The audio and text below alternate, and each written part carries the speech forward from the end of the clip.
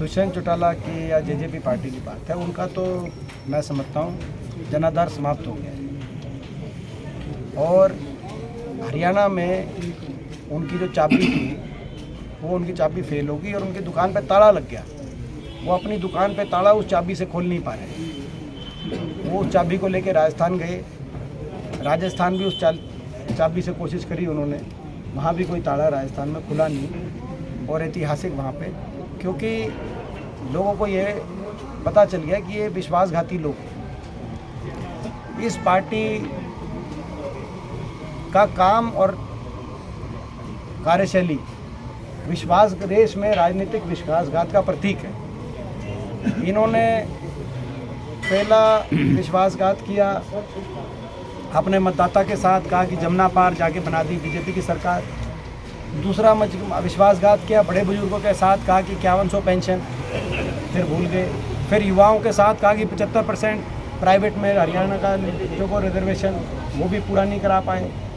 जब पिछली बार मैं आया था तो वो ये बात आई थी, आप लोगों ने बाइट ली थी इस पर। चौथा, फिर इन्होंने विश्वासघात किया किसान आंदोलन में, कहा कि वापस नहीं होंगे, काले कानून हो ही नहीं सकते, कोई प्रावधान नहीं है। उसके एक हफ्ते के बाद प्रधानमंत्री जी ने आके वापस कर दिए। फिर पांचवा विश्वासघात इन्होंने किया खिलाड़ियों के साथ, जो अभी ये पीछे जो चल रहा था तो उसके खिलाफ इन्होंने बयान दिया। उससे पहले इन्होंने अपने परिवार और पार्टी के साथ क्या किया वो मैं कहना नहीं चाहता, उनका अपना विषय है। ये एक उत्तर प्रदेश में कानपुर ज़िले में एक दुकान है, उसके दुकान का नाम है ठग्गू के लड्डू।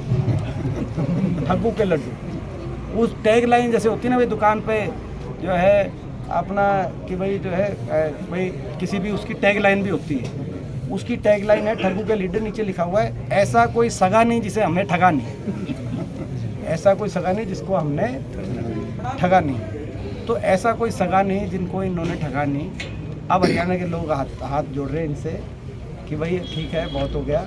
अब हरियाणा के लोग ऐसे विश्वासघात करने वाले लोगों को, जिन्होंने हरियाणा के युवा का भविष्य को बिगाड़ने का काम किया और इस राजनीतिक जो अन्याय जो हरियाणा में चल रहा है उसमें अपना योगदान दिया, लोग माफ करने वाले। दीपेंद्र जी, ये जो है हम इनका आपस का बड़ा अच्छा प्यार सुल्तान सिंह जी का और सज्जन जी का है, और ये आए हैं आज, हम इनका सम्मान करते हैं, आदर करते हैं। और इन्होंने बड़े अच्छी बात अपनी स्पीच में हुड्डा साहब के लिए, कांग्रेस पार्टी के लिए अच्छे विचार व्यक्त किए। तो हम इनसे बातचीत करेंगे कि भाई इनके जो है ना, जो है ये आए हैं और ये अच्छे विचार हुड्डा साहब के लिए इनके मन में हैं, तो फिर उन विचारों को सिरे से जो है निष्कर्ष तक पहुँचाया जाए। तो हम इनसे बातचीत करेंगे आने वाले समय में कांग्रेस पार्टी में लाने के लिए हम करेंगे इनसे बातचीत। जनसभा का प्रोग्राम, मगर ये एक दिवसीय धरना इस खट्टर सरकार के खिलाफ एक दिवसीय धरने का रूप ले लिया आपने, और इतनी बड़ी संख्या में आपने फिर भी यहाँ पे मैं पहुँच के हमारा हौसला बढ़ाया। जब मैं पहुँच रहा था जब कितना लेट हो गए थे तो मैं सोचता था कि शायद प्रोग्राम में कितने लोग मिलेंगे या नहीं मिलेंगे, क्योंकि इतनी लेट हो जाए 12 बजे प्रोग्राम शुरू बीच पे आ जाता है, 12, 1, 1:30, 2 बजे तक प्रोग्राम समाप्त हो जाते हैं। अमूमन ये टाइम होता है, लेकिन आप घड़ी उठा के देखेंगे 3 बज गए। मैं आप सबका आप सबको इस बात के लिए धन्यवाद करता हूं और सुल्तान सिंह जी को बहुत बहुत बधाई देता हूं आज के इस प्रोग्राम के सफल आयोजन में। बहुत बहुत आप सबने हमारा हौसला बढ़ाने का काम किया है। आज ऐसे समय में ये प्रोग्राम हो रहा है। हाँ जी, हाँ जी, हाँ जी, ठीक है जी, करेंगे जी, करेंगे। तो भाई साहब कह रहे थे कि भाई जो है ये खट्टर सरकार बदलनी पड़ेगी, मैं करेंगे। तो मगर जो है आज ऐसे समय में ये प्रोग्राम हो रहा है जब हरियाणा के अंदर चुनाव का बिगुल बज चुका है। 6 महीने सरकार, अगर हम चुनाव आचार संहिता के निकाल दें, ये अगर सितंबर में भी चुनाव कराएंगे हरियाणा में, 3 महीने लोकसभा चुनाव की आचार संहिता जाएगी, 1 महीने सितंबर से पहले, 6 महीने से कम का समय, 5 महीने का इस सरकार का, प्रदेश सरकार को काम करने का समय बचा है। जब इतना कम समय बचा हो तो लोगों का सोचने का समय शुरू हो जाता है, सोच विचार के फैसला करने का कि कौन से बटन दबेगा, किस बटन से हमारे प्रदेश का भविष्य आगे किस दिशा से अच्छी दिशा में जाएगा। आपने आज से 9.5-10 साल पहले दिल्ली में, चंडीगढ़ में सरकारें बनाई थी। पहले दिल्ली में सरकार बनी और उसके बाद उसी अच्छे दिनों के वायदे पे चंडीगढ़ में भी आपने बिना कोई सवाल पूछे, बिना ये देखे कि भाई किसके नेतृत्व में सरकार बनेगी, कैसे प्रदेश में क्या होगा, आपने बीजेपी को मौका दिया। खट्टर साहब को हरियाणा के अंदर मुख्यमंत्री बनने का अवसर मिला और उसके बाद 2019 में दोबारा से खट्टर साहब के जब मेजोरिटी नहीं आई तो खट्टर और दुष्यंत सरकार बनी। दुष्यंत चौटाला, खट्टर साहब और बीजेपी जेजेपी के गठबंधन की सरकार बनी। 9.5 साल के बाद आज इस प्रदेश में इन्होंने क्या किया, ये सवाल पूछने का समय आ गया।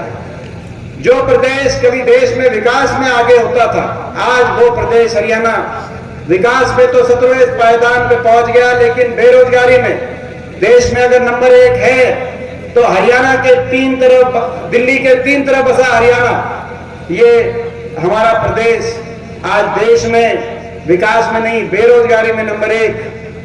10 साल की सरकार के बाद हर घर में एक नौजवान, पढ़ा लिखा नौजवान बेरोजगार, बेरोजगारों की फौज खड़ी हो गई। ये इस सरकार के 10 साल के कार्यकाल का परिणाम है।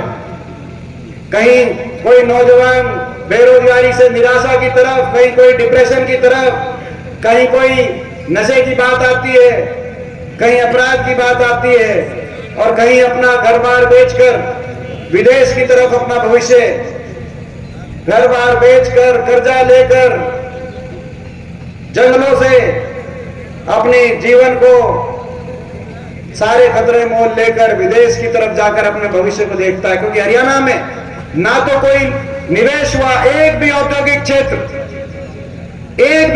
क्षेत्र 10 साल में नहीं लगा, क्योंकि खट्टर साहब ने कह दिया कि जमीन एक्वायर नहीं करेंगे। ना कोई इंडस्ट्रियल मॉडल टाउनशिप लगी, ना कोई थर्मल का कारखाना लगा, ना कोई बड़ी परियोजना हरियाणा में लगी, ना फैक्ट्री आई, निवेश नहीं हुआ, तो ना तो प्राइवेट के अंदर रोजगार और सरकारी रोजगार या तो समाप्त कर दिए गए या उनको कच्चों में परिवर्तित कर दिया गया। कौशल निगम के माध्यम से जैसे हरियाणा में पक्की नौकरियों को कच्चों में परिवर्तित कर दिया गया, फौज की पक्की भर्ती होती थी, हर 10वां सैनिक हरियाणा से जाता था, वहां पर 4 साल के बाद बिना पेंशन के आप घर वापस आ जाओ, अग्निपथ योजना आ गई। हरियाणा के अंदर बहुत सी नौकरियां खत्म कर दी, सरकारी स्कूलों की शिक्षा पहुंचने पर मेरे का बहुत बहुत स्वागत करता हूं, धन्यवाद करता हूं। मंच पर हमारे साथी दिलराम जी, पूर्व विधायक फूल सिंह खेड़ी, पूर्व विधायक सुभाष चौधरी जी, पूर्व विधायक सुधीर मेहता जी और हमारे बड़े भाई सज्जन सिंह गुरु जी, दिलबाग मौर्य जी, पूर्व गुरु जी, सुरेंद्र जी और मंच पर जितने हमारे साथी बैठे हैं, इनका बहुत बहुत धन्यवाद करता हूं। और गांव-गांव से आए हमारे नौजवान साथियों, मेरे पिता समाज बुजुर्गों, सबका बहुत बहुत धन्यवाद करता हूं जो आज यहाँ पहुंचे हैं। पत्रकार साथियों का भी धन्यवाद करता हूं जो आज यहाँ पहुंचे हैं। मैं तो जब 5 साल में हमने काम किए हैं उनका जी के आशीर्वाद से मैं तो काम गिनाना चाहता हूं। लगभग पोडरी हल्के में 1996 से लेकर अब तक कितना विकास के काम हुए हैं? 500 करोड़ रुपए के विकास के काम हुए हैं। इसमें 18 सड़कें जो गांव से गांव को जोड़ती है, 8 स्टेडियम, 8 बिजली घर, 2 बस स्टैंड, सरकारी अस्पताल जो बिल्डिंग, तहसील, 18 करोड़ के रुपए से काम हुए। रोजगार को रोजगार 1000 से ऊपर उड़ा जी के आशीर्वाद से रोजगार दिए। उड़ा जी ये तीर्थ है, यह हमारे मुख्यमंत्री जी की देन है, जिस पर 1.5 करोड़ रुपए लगे हैं। उसके बाद कोई भी विकास नहीं हुआ और युवाओं को 1000 युवाओं को रोजगार दिया, 36 बरादरी को रोजगार दिया। उड़ा जी इस गांव में आपके आशीर्वाद से, उड़ा जी के आशीर्वाद से लगभग 40 युवाओं को रोजगार दिया आपके आशीर्वाद से। कोई भी ऐसी बरादरी नहीं बची जिस बरादरी को रोजगार मिल दिया। आज उसी का प्यार है। हमने तो पिछले जातिवाद का नारा था, आप भी कहते हैं हमने कुछ खत्म किया। ये दुआ बैठे हैं सारे फर्गुगिर पे, आज जो जातिवाद का चार था हमने खत्म किया।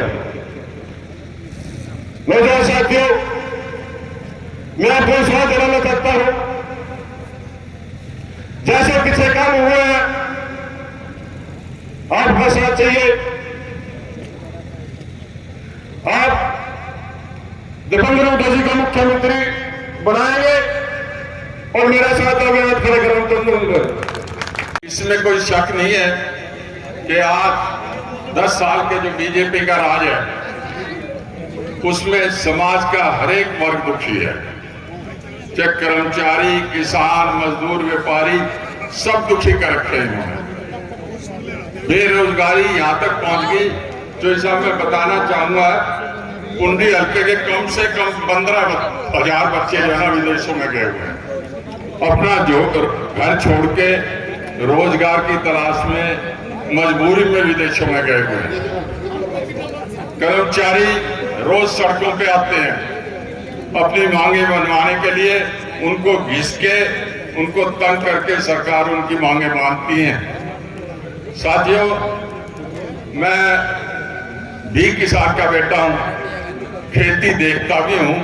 इसमें कोई शक नहीं है कि आज 10 साल के जो बीजेपी का राज है उसमें समाज का हर एक वर्ग दुखी है, चाहे कर्मचारी, किसान, मजदूर, व्यापारी, सब दुखी कर रखे हैं।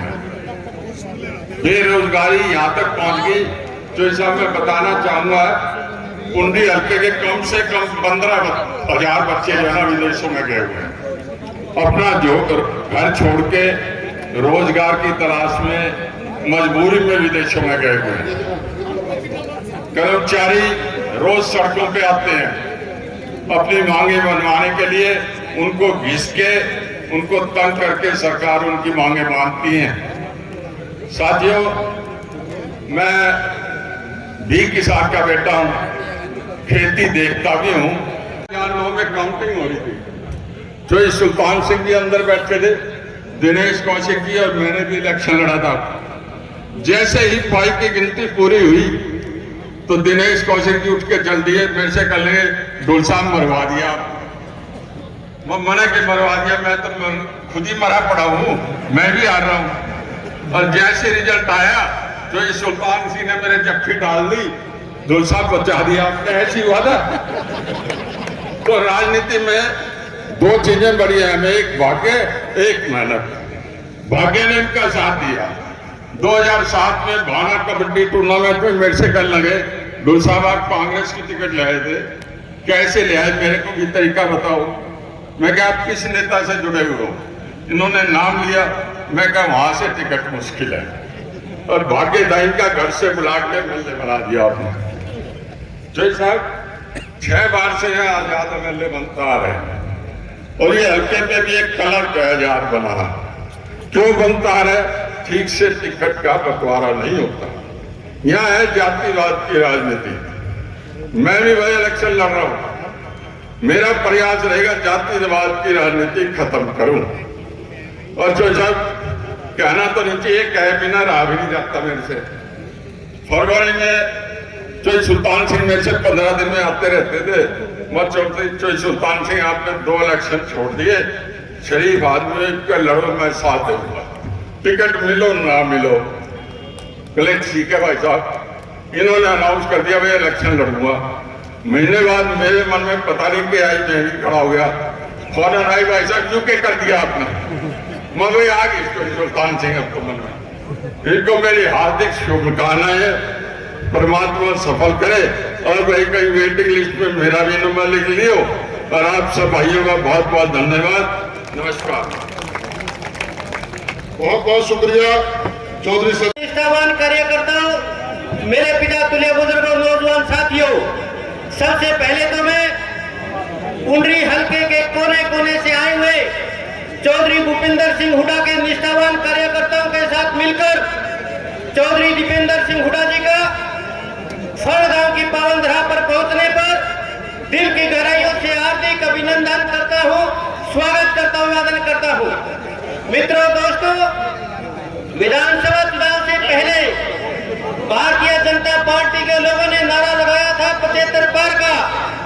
जननायक जनता पार्टी ने नारा लगाया था जमुना पार का। जब नतीजे आए, जमुना पार 10 पे आके अटक गया और 75 पार 40 पे आके अटक गया।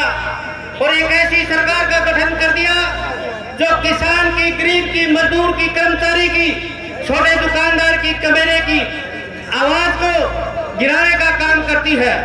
तो आज गठबंधन की सरकार के खिलाफ चौधरी दीपेंद्र सिंह हुड्डा जी कांग्रेस पार्टी का झंडा लेके हरियाणा प्रदेश के हर कोने में जा रहे हैं। और कांग्रेस पार्टी के झंडे के नीचे 36 बिरादरी के लोगों को नामबंद करके गठबंधन की सरकार की जन विरोधी नीतियों को बता रहे हैं। और जो 10 वर्ष का राज चौधरी भूपेंद्र सिंह हुड्डा का रहा, उसके बारे में अवगत करा रहे हैं। मित्रों, दोस्तों, यदि आप इस प्रदेश का भला चाहते हैं, प्रदेश की कानून व्यवस्था को ठीक करना चाहते हैं, आपके बच्चों को अच्छी शिक्षा देना चाहते हैं, आपके हरियाणा प्रदेश के रोड अच्छा चाहते हैं, तो आपको चौधरी भूपेंद्र सिंह हुड्डा का, दीपेंद्र सिंह हुड्डा का साथ देना होगा।